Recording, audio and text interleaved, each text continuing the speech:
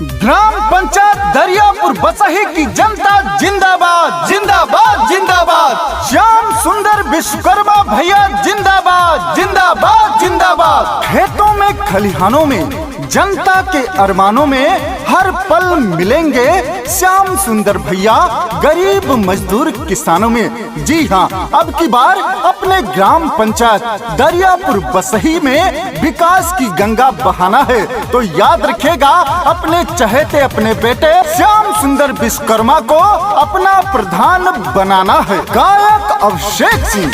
अब की जिताना है, भाग्य गौवा के जगाना है।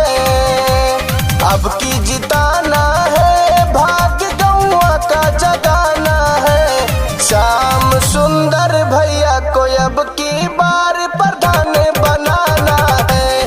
दरियापुर बसही का मिलके अब की साथ निभाना है। मिलकर जिताना है, भाग्य गौवा के जगाना है। श्याम सुंदर भैया को अब की बार प्रधान बनाना है। दरियापुर बसही का मिलके अब की साथ निभाना है, साथ निभाना है। दरियापुर बसही का मिलके अब की साथ निभाना है।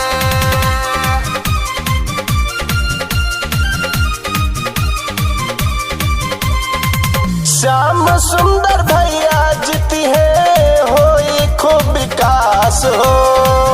पूरा करेंगे सारी जनता के आस हो।